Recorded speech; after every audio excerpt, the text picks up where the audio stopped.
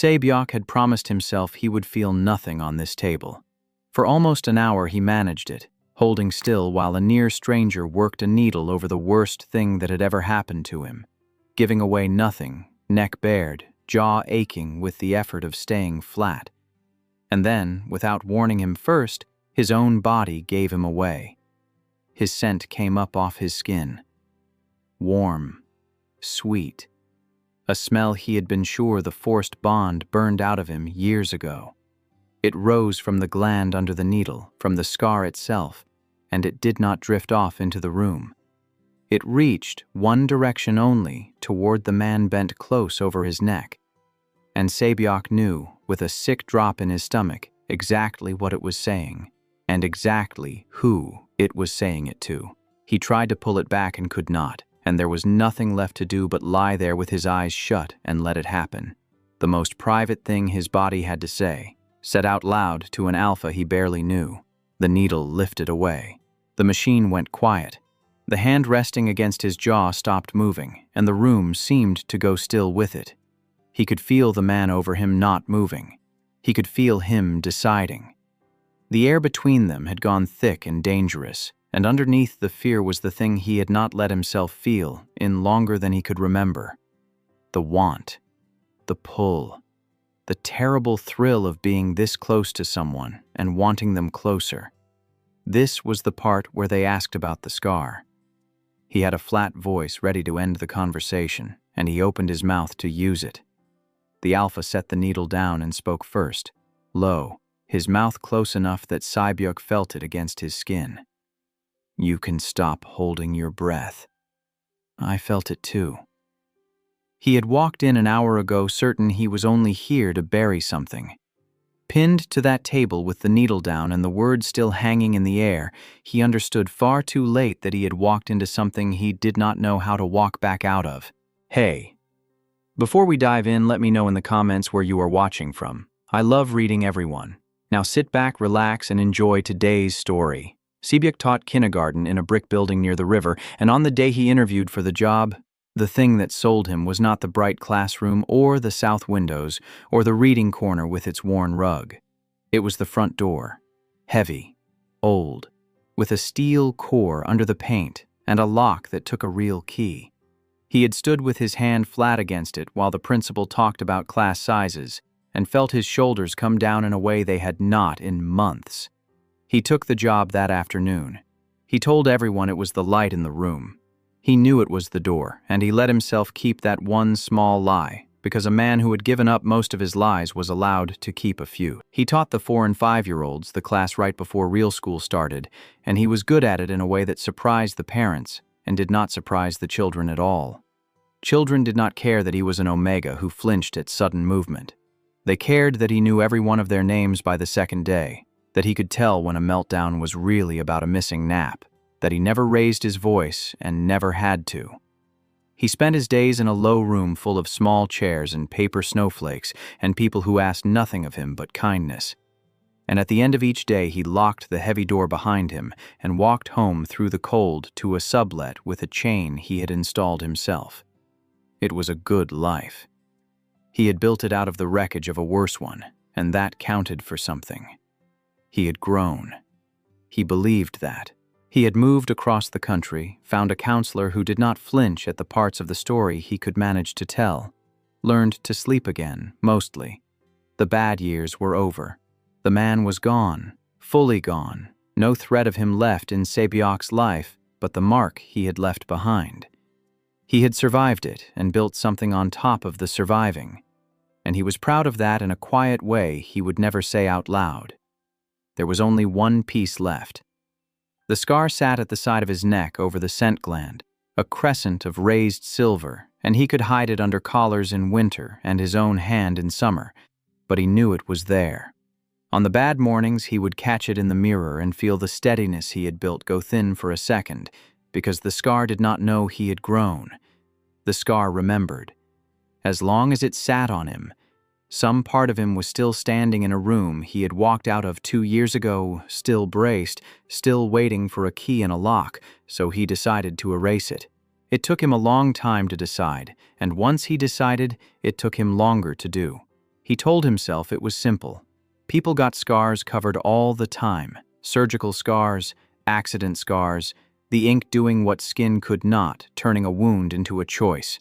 He would walk in, he would pick a design, he would let an artist lay something over the crescent until the crescent was gone, and then he would have a body that belonged entirely to him, with no date stamped into it, with nothing on it he had not chosen. He framed it to himself as the final step. The graduation. The proof that he was finished healing. The last box checked on a long list. And after this, he would be done. He did not let himself think too hard about why his hands shook when he made the call. The trouble was the gland. He learned this fast, on the phone, shop after shop. A scent gland was not like other skin. The tissue there was dense and easy to set off, full of the body's chemistry, and a forced bond scar over a gland was its own kind of thing, healed over wrong and hard to predict. Most artists would not touch it. One was kind about it and gave him a name.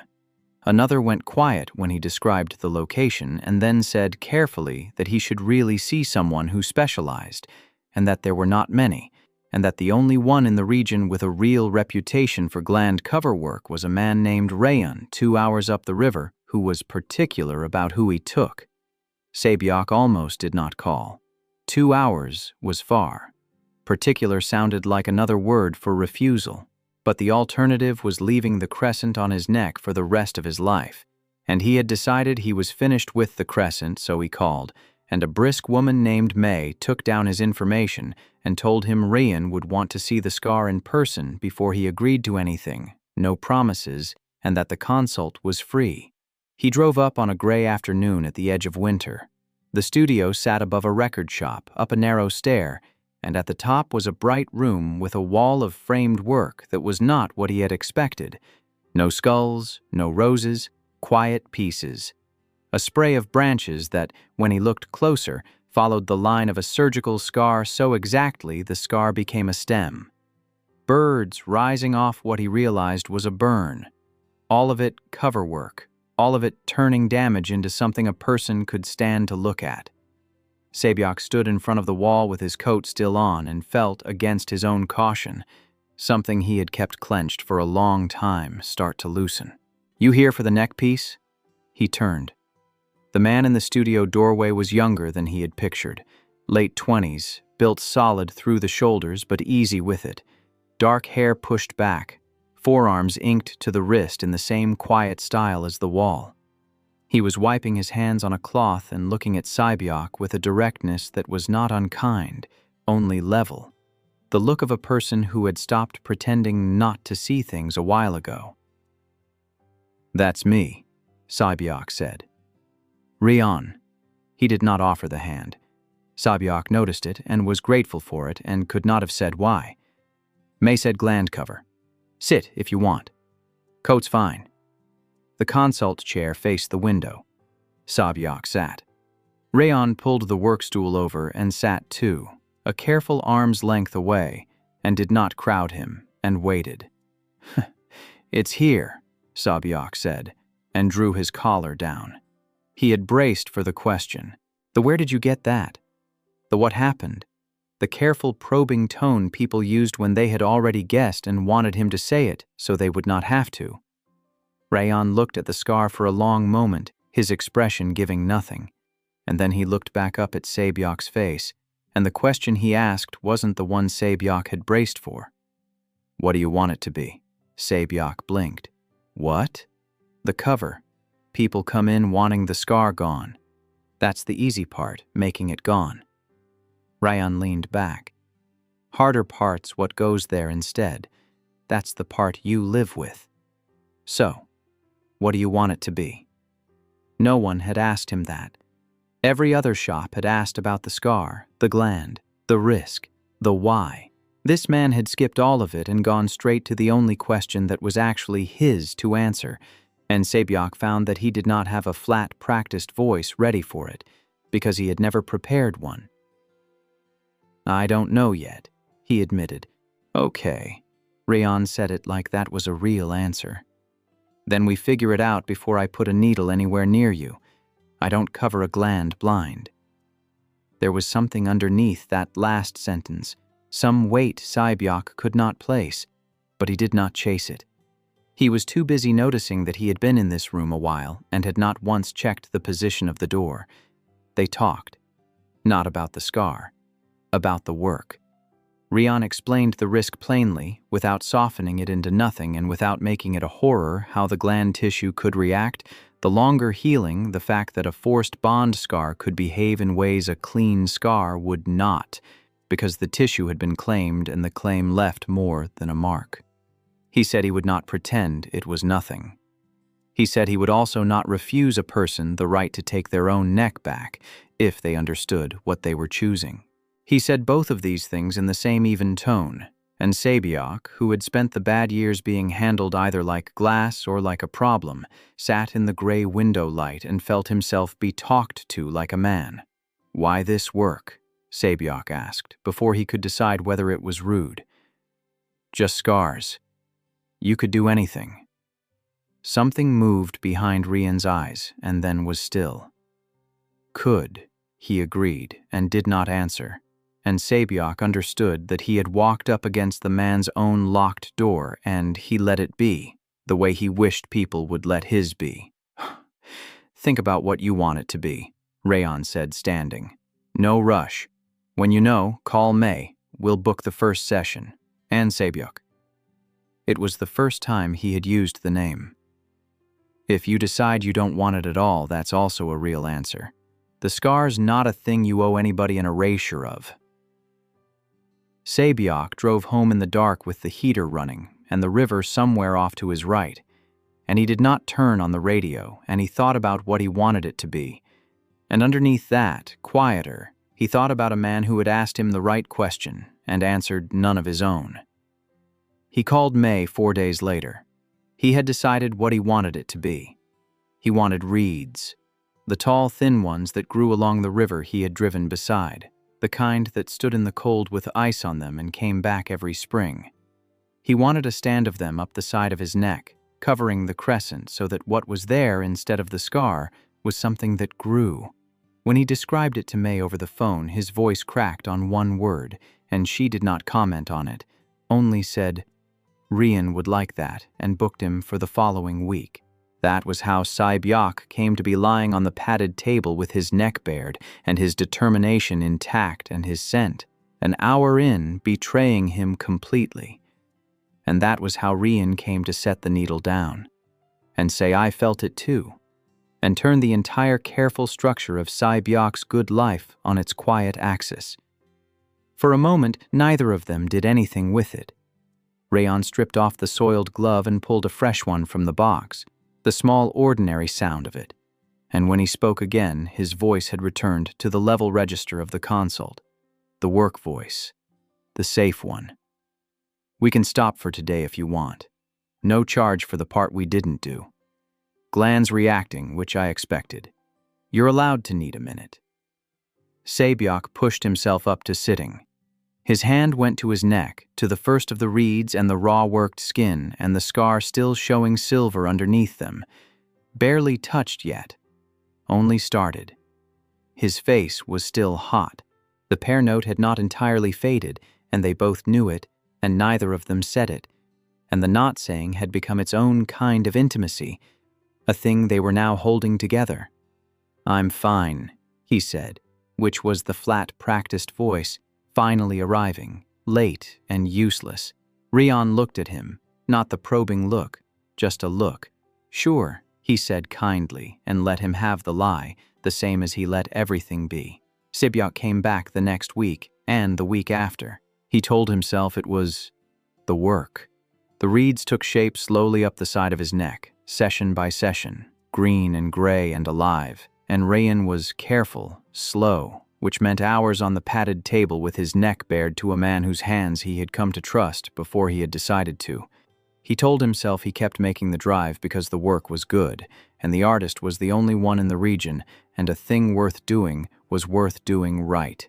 He told himself this on every drive up and every drive back, and it was even partly true, and it was not the reason.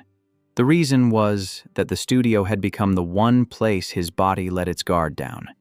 It made no sense, and he knew it made no sense. He was an omega lying still while an alpha he barely knew worked a needle right next to his scent gland, the most vulnerable place on his body, the place that had been used against him, and by every law of his own carefully managed nervous system, he should have spent each session rigid with fear. Instead, he found week by week that he breathed easier on that table than he did anywhere else. Reon narrated what he was doing before he did it, every time. A flat, even stream of, "Now I'm wiping. Now you'll feel pressure. Now I'm switching needles," so that nothing ever happened to Sae-byeok's body that he had not been told was coming. No surprises, no sudden movement. A man announcing himself, always, so that an omega who had once had everything done to him without warning could lie in a chair and know, with total certainty, what was coming next. Sae-byeok had not known how much he needed that until he had it. They talked on the table. It came in sideways the way real talk does. Reon was not a man who filled silence, which meant the silences were comfortable, which meant that when words came, they were chosen. Sae-byeok learned that Reon had grown up 2 towns over, that he had a sister who called too much, and a mother he visited on Sundays, that he had opened the shop young and nearly lost it twice and was stubborn enough to have kept it.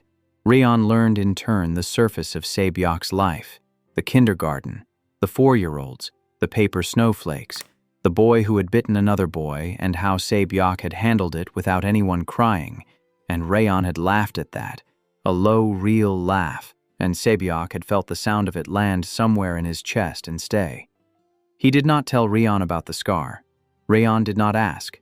This, more than anything, was why Sae-byeok kept coming back.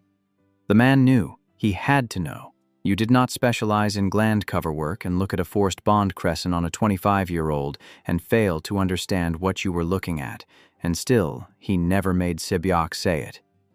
He worked over the proof of the worst thing that had ever happened to Sae-byeok, and treated it as what Sae-byeok had asked it to be treated as. Ground for something to grow out of. Nothing more. Nothing that needed explaining. He gave Sae-byeok the one thing almost no one had given him since the bad years. He let it be unspoken. The 4th session was the one where the held thing finally moved. It was late, the last appointment of the day, the winter dark already pressing on the windows, and the record shop below gone quiet. Reon was working a difficult patch low on the neck where the scar tissue was thickest, and it hurt more than the rest. A deep, insistent burn, and Sae-byeok had his eyes shut and his hands fisted at his sides and was breathing through it, and somewhere in the middle of breathing through it, the breathing stopped working. It came up out of nowhere, as it always did. Not a memory exactly.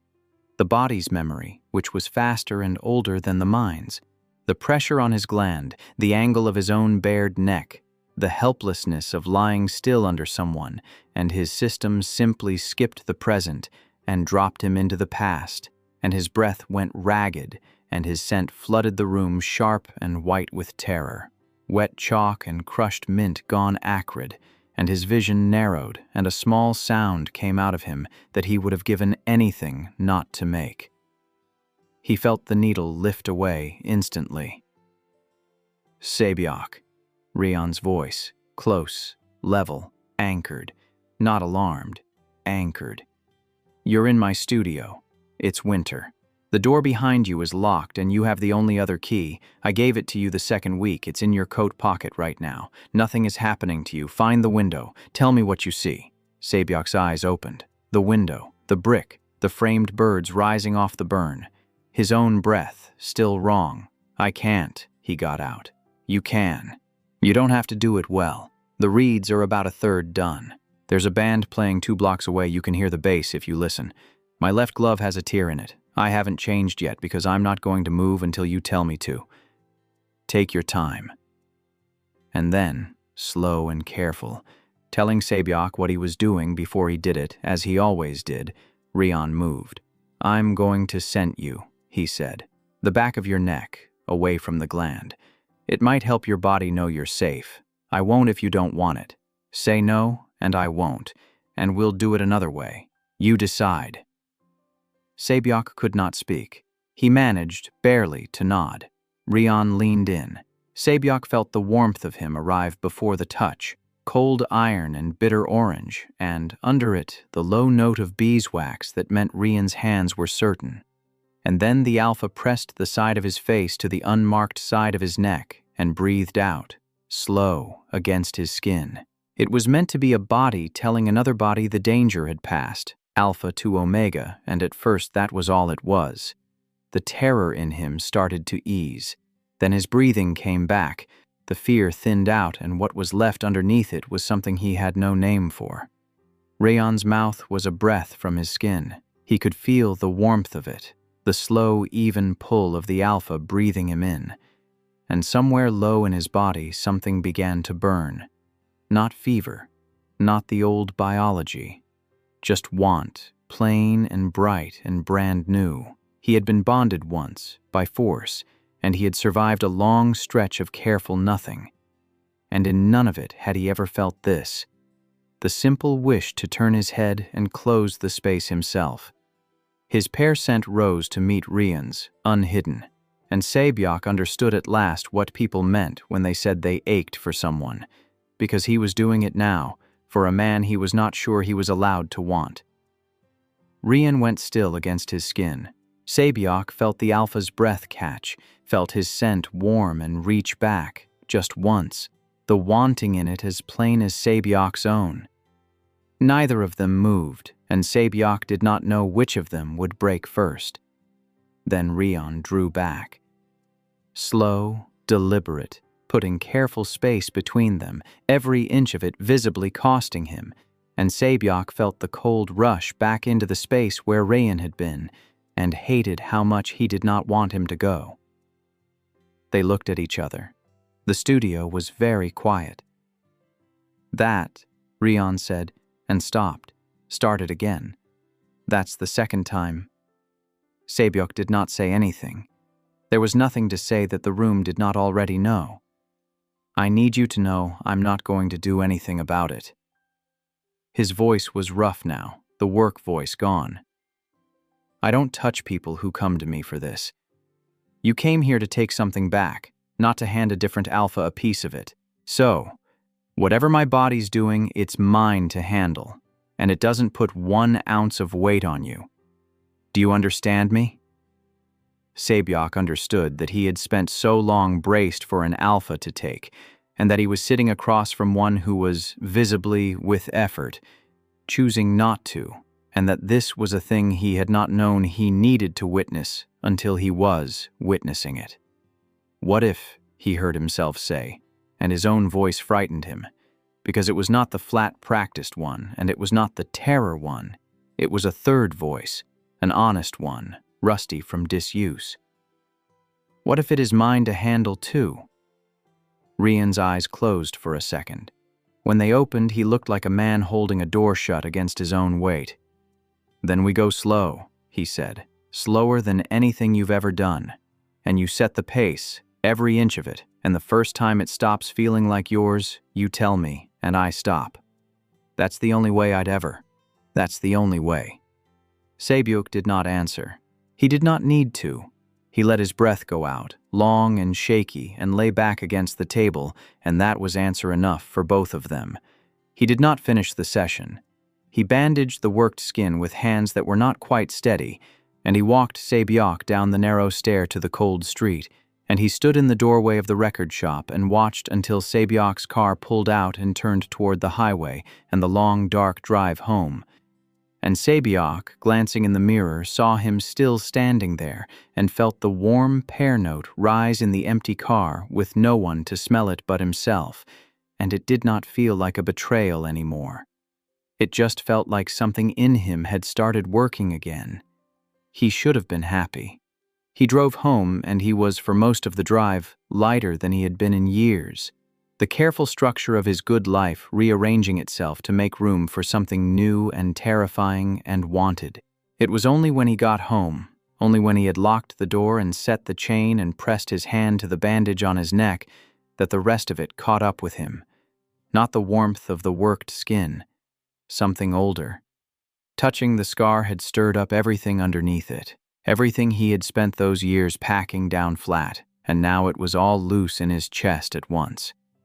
The fear, the shame, the certainty, bone deep and ridiculous that a person like him did not get to lie on a table and want a kind man bent over his neck.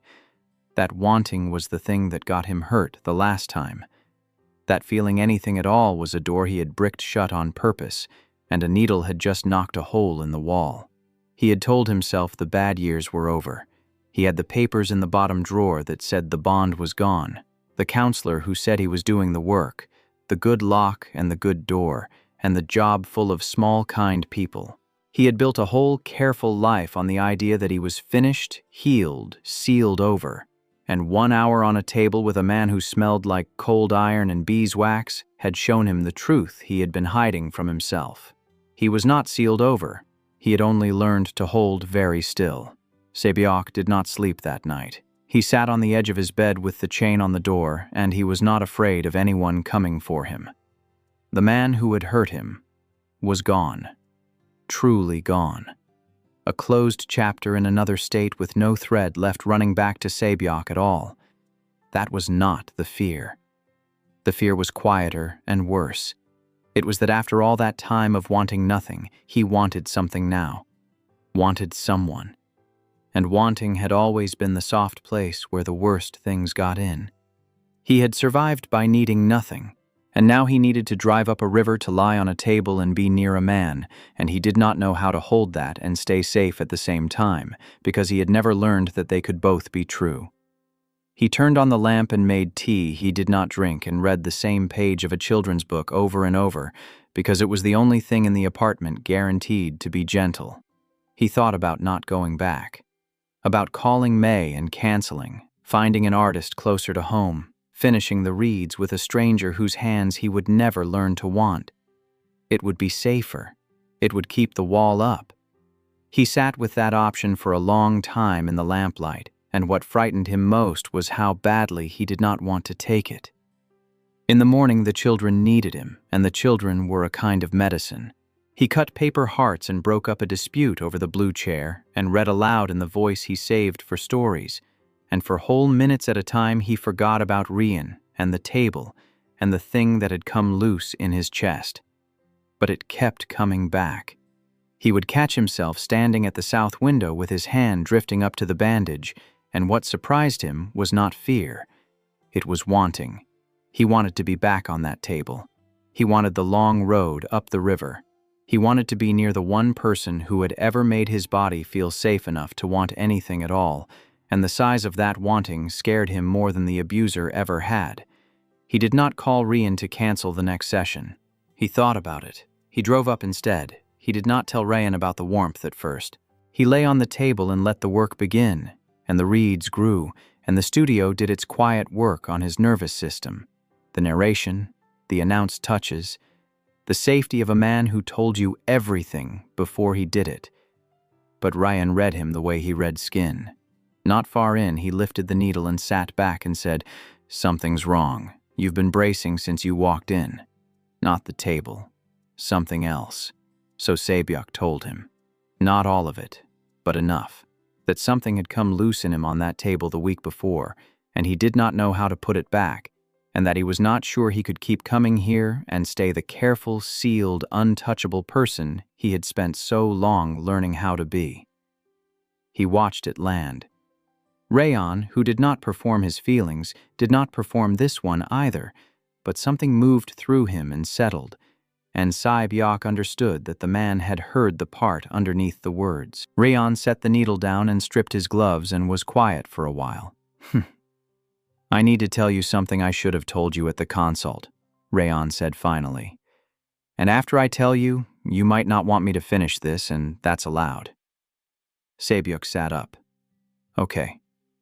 I don't do gland work. As a rule. May will tell you.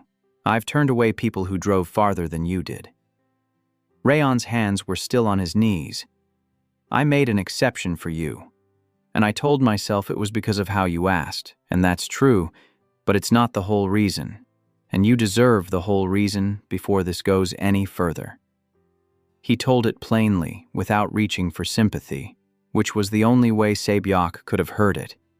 He had had a younger brother who bonded young and badly to the controlling kind, the kind whose love was a fist that only sometimes closed. His brother had gotten out in the end, but getting out had not been the same as getting better. He had carried it in his body long after he was free of the person who put it there, and one winter it had become too heavy to carry, and Reon had been the one to find him. "I started doing scar work after," Reon said. "All scars, eventually. But it started with wanting to understand the one I couldn't fix, and I made a rule. I do not work on gland scars because the last person I loved who had one was carrying more than I knew how to reach, and I told myself if I could not reach him, I had no business standing over anyone else's." He looked at Sae-byeok. "And then you called. And you wanted reeds. Something that grows back. And I broke my own rule for you. The first one I had not broken in years. And now your scar is warm and I am sitting here terrified that I have done to you exactly the thing I swore I'd never stand near again." The studio was very quiet. Below them, the record shop played something with a piano in it. Sae-byeok understood now, the weight he had felt under the man's silences. The locked door. He had walked up against it at the consult and let it be, and here it was opening. And what was behind it was not a small thing. It was the same shape as his own. "It's not the same as your brother," Sae-byeok said. "Nobody is coming for me. The man who did this is gone, all the way gone, and he is never going to touch my life again. That part is over. I promise you, that part is over." "Then what is it?" Reon said quietly. It was not a challenge. It was the gentlest question anyone had asked him in years. Sae-byeok was quiet for a moment because the honest answer scared him. He had come here to erase the scar like it was the last item on a list, the final proof that he was finished. But the scar had never only been a wound, it had also been a wall. As long as it was there, he had a reason to stay sealed, untouchable, safe. Covering it meant giving up the wall. It meant becoming a person who could be reached. "We can stop," Reon said. "We can stop right now, half done. And you keep the scar and the wall and the careful life. And you never have to come back here. And no one would blame you. That's the safe answer. I'll give it to you free, and I'll mean it. You have spent enough of your life having choices made for you. This one is yours." And Sae-byeok, sitting on the table with half a stand of reeds up his neck, found that he did not want the safe answer and that the not wanting was the most alive he had felt in years. "No," he said. Reon looked at him. "You want to know the truth?" Sae-byeok said, and his voice cracked, but he did not stop. "I told everyone I was healed. My counselor, the people at work, myself, every morning in the mirror. I built a whole life to prove it. The good door, the good lock, and then I came here, and you were gentle with me, and my own body wanted you, wanted to be near you, and I found out I had been lying the whole time. I am not healed. I am just very good at holding still." He pressed his hand to the bandage. "And I am tired of holding still. I don't want to spend the rest of my life behind a wall calling it safety. I want the scar covered, and I want to be a person who can be touched, and I am scared out of my mind, and I want it anyway, so finish it. You might not feel safe again the way you do behind the wall." "I know," Sae-byeok said, and for once his voice did not shake. "But that wall has not been keeping me safe. It has been keeping me asleep. The part of me that's been shut behind it all this time, that's the thing I actually want back, and I am not getting it back by hiding from a needle. So no, we don't stop. We finish." Reon was quiet for a long moment. Then he did the thing Sae-byeok would think about for a long time after. He did not argue, and he did not try to protect Sae-byeok from his own choice. He picked the needle back up. "Then I'm not going anywhere," he said. "Whatever this brings up, you don't get to it alone." And he bent back to the work. They got further that session than any before it, and when Sae-byeok drove home in the dark, his hand went to his neck, and for once it was not to check. not to brace. It was almost wonder. Something was changing in him, and he had agreed to let it. What followed was the best stretch of his life, and that was the problem. The sessions kept on, the reeds climbing green up his neck, and somewhere in them the work stopped being the reason he came. Reon started driving down on the weekends he was not booked, the long road each way, to sit in Sae-byeok's small kitchen and drink bad coffee and watch him grade nothing in particular. They took the children's book Voice as a private joke. They held hands across a diner table by the river one night, and Reon turned Sae-byeok's palm over and traced the lines of it like he was reading something, and Sae-byeok felt happiness arrive in his chest, real and uncomplicated, and it terrified him so badly he nearly pulled his hand back. Because here was the thing no one warned him about. He had spent those years learning to survive the worst. He had no practice at all in accepting the best.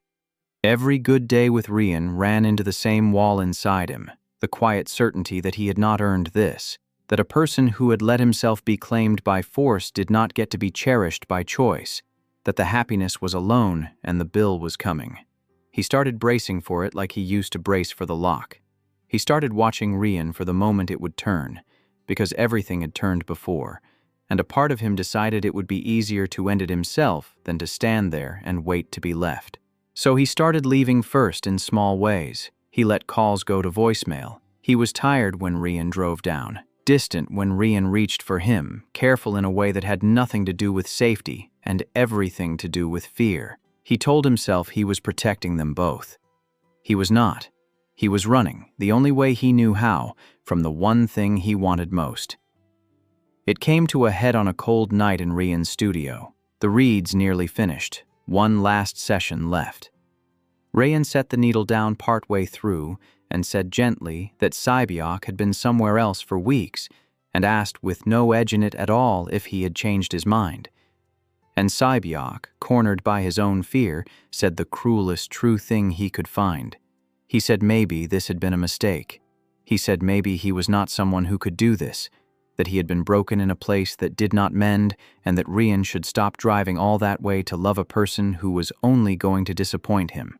He watched the words land on a man who had been nothing but careful with him, and he saw them hurt, and some sick, frightened part of him was relieved, because now the bad thing had happened, and he did not have to keep waiting for it. Reon did not argue. That was the worst part. He looked at Sae-byeok for a long moment, and then he said quietly that he would finish the reeds whenever Sae-byeok wanted, and that he would not push, and that Sae-byeok knew where to find him. He bandaged the unfinished work with steady hands. He walked Sae-byeok down to the cold street like he always did, and then he went back up the stair, and the light in the studio window went out, and Sae-byeok drove home with the thing he had wanted most receding in the mirror behind him, put there by his own hand. He had done it. He had ended it before it could end him. He waited to feel safe. The safety did not come. He called Reon the next morning to take it back. Reon did not answer. He called the morning after that, and the one after, and got the same silence each time, and he deserved it, and knowing he deserved it did not make it hurt less. On the fourth day, May answered the shop phone instead, and her voice was beinged and careful, and she said Reon had asked her to handle his appointments for a while, that he was all right, and that no, she did not think he would be taking calls. And Sae-byeok understood, with the part of him that had learned to read a locked door from the inside, exactly what he had done. He had taken a man who had already lost one person he loved to a wound that would not heal, and he had stood in that man's studio and told him to stop trying. He had handed Reon his own oldest fear back to him, that loving someone with a deep enough hurt meant watching them leave anyway. Reon had not gone cold out of cruelty. He had simply believed Sae-byeok, and let him go, the way you let go of something you have decided you were never allowed to keep. The reeds on his neck were not finished. He saw them every morning in the mirror, green and gray and 3/4 grown, and under them the last of the crescent still showing silver where the ink had not yet reached. Half finished. The exact thing he had sworn he was done being, and he had done it to himself. And worse, he had done it to Reon too. He could have found another artist. May would have referred him gently to someone who could close the last quarter. He did not do it. He sat with the unfinished reeds and the silence from upriver, and somewhere in the long days of it, the fear that had run him for so long finally said its quiet part out loud, and he heard it for what it was. It had told him he was not allowed to be happy. It had told him that running was safer than being left, and it had cost him the one person who had ever made him feel like a whole man, and it had cost Reon something too, and Sae-byeok was so tired of letting the worst year of his life make his decisions for him. He had spent 2 years learning to keep himself safe. It was time to learn the harder thing. How to go back and own what he broke and ask for it anyway. So he drove up. He did not call ahead. He took the personal day in the long gray road beside the Iron River, and he climbed the narrow stair that smelled of dust and warm vinyl, past the record shop, up to the studio, and the door at the top was locked and the light was off, and May was not there. He knocked. No answer. He could feel the shape of a man inside not answering, the specific stillness of a person choosing not to answer, and he recognized it because he had been that person himself, on the other side of that exact kind of door. He sat down on the top step. He did not bang on the door or call out or demand. He took out his phone and he typed, and he slid the phone under the gap at the bottom of the door so the screen lit up on the other side, and on the screen was a message. And the message said, "I'm not here to be saved, and I'm not here to save you. I'm here because the reeds aren't finished, and neither am I, and I learned from the best artist I know that you don't leave a person half-covered. I'll be on the step. Take as long as you need." And then he sat on the cold top step in his coat, and he waited the same way Reon had waited for him on the table while he found the window, and at the bottom of the stair, while his car turned safely toward the highway. He waited for someone he had decided was worth waiting for. A long time. The light changed in the stairwell. The door opened. Reon looked terrible. Shadows under his eyes, days of it, the steadiness gone. A man who had been losing an argument with himself in the dark. He stood in the doorway and looked down at Sae-byeok sitting on his step, and for a moment he did not say anything at all. Then, quiet and careful, guarding himself as Sae-byeok had taught him not to need to, he asked what Sae-byeok was doing there. "I came to take it back," Sae-byeok said. "All of it. Everything I said in here last week." Reon did not answer. Sae-byeok stood up, slow, letting him see it coming, as he had been taught on the table in this very room. "Please sit with me. I drove 2 hours and I have a lot to say, and almost none of it is easy, and I would rather say it next to you than up at you." He sat. 2 men on a cold stair in the failing light. And Sae-byeok told him the true version, the one that did not make him look good, that nothing Reon had done was wrong, that the problem had never been Reon at all, that somewhere in the best weeks of his life he had felt himself getting happy and decided he was not allowed, and rather than stand there and risk being left, he had left first and dressed it up as honesty so he would not have to call it fear. "You didn't do anything but be good to me," Sae-byeok said, "and I took the thing you told me about your brother, the worst thing that ever happened to you, and I made you live a version of it. I stood in your studio and told a man who already lost someone he loved to stop trying. I am so sorry. Not for leaving the reeds, for making you believe, even for 4 days, that you were a person who gets left." Reon's eyes were wet, and he did not hide it. The rare thing, the control slipping. "I let you go pretty easy, for someone who was supposed to be brave," he said. "You want to know the truth? When you said it, some part of me just nodded, like it had been waiting. Like, of course, this was how it went. I am very good at expecting to lose people. I have practice." "Then we're a match set," Sae-byeok said, and his voice cracked, and he let it. "You expect to be left, and I expect to be hurt. And between the 2 of us, we almost talked ourselves out of the best thing either of us ever found. I don't want to do that. I spent 2 years keeping myself safe, and I have never once been happy.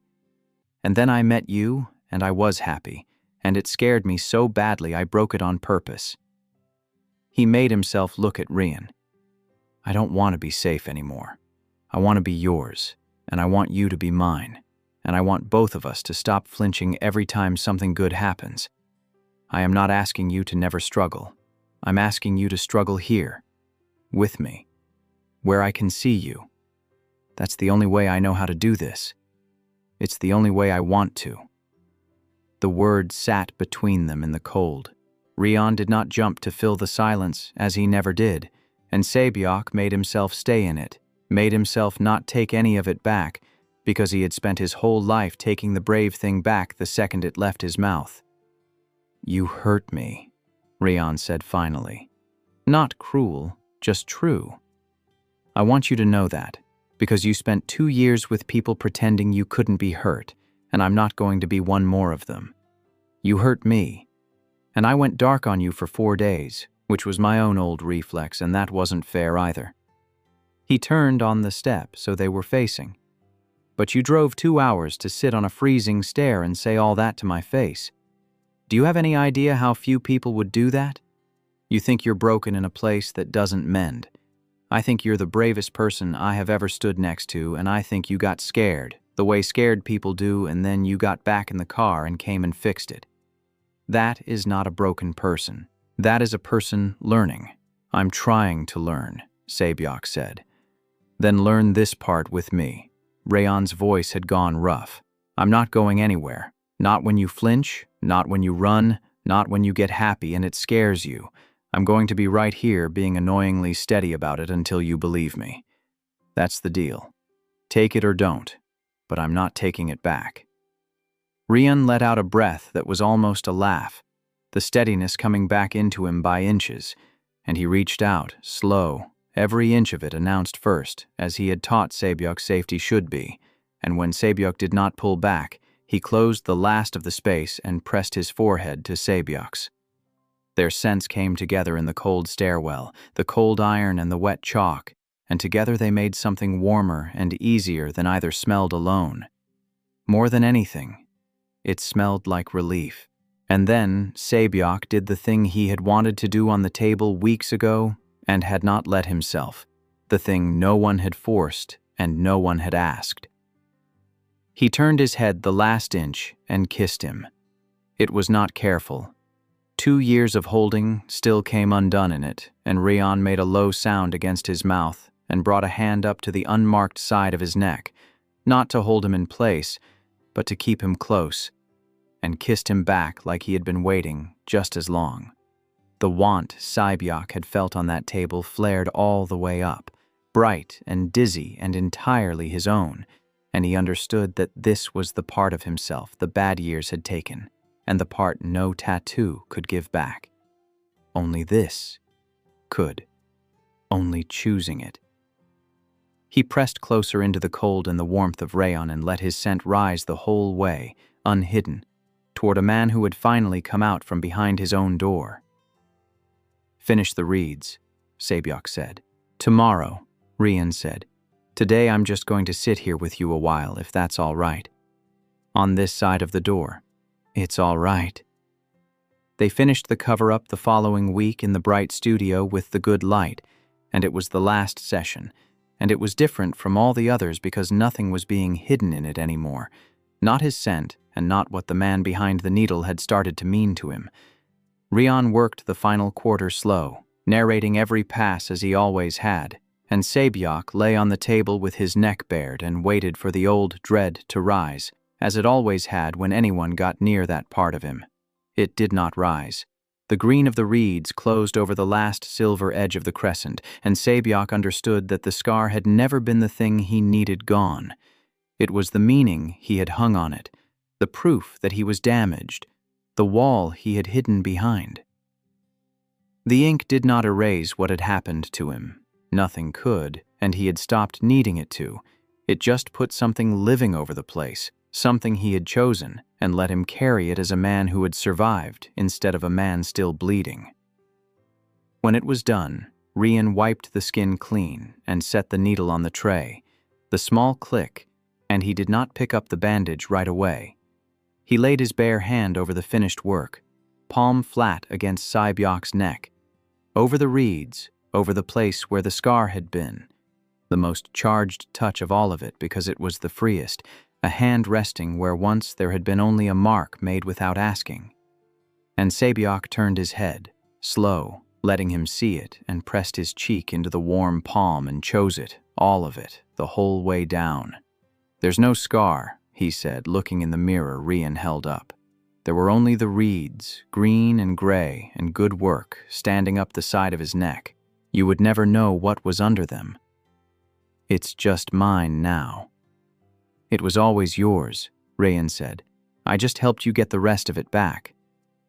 Sae-byeok kept teaching, in the low room with the small chairs and the south windows and the heavy door he still loved, though he noticed that spring that he had stopped checking the lock as many times. He drove up the river less often because the man started driving down instead, on Sundays after he visited his mother, and there came a season when the driving stopped being a visit and became a moving of boxes, and the sublet with the chain Sae-byeok had installed himself gave way to a place they chose together, with a door that locked because all doors lock, not because either of them was waiting to be found. On a warm evening near the end of that first year, Sae-byeok stood at the bathroom mirror after a shower, the steam clearing, and looked at his neck the way he used to on the bad mornings, waiting for the old dread to come up. It did not come up. There were the reeds, green and alive, and under them a scar that no longer ran his life. And the only lock that mattered anymore was the one he turned himself, at night, in the home they had made, because he wanted to, and not because he was waiting to be found. Reon came up behind him and set his chin on the unmarked shoulder, and Sae-byeok's scent rose to meet him without being told to. The pair and the cold iron together, and he leaned back into a man who always said what he was about to do before he did it, and for the first time he could fully believe it. He was not braced for anything at all. The end. Thank you for listening. If you enjoyed the story, tell me your thoughts in the comments. I'd love to hear from you.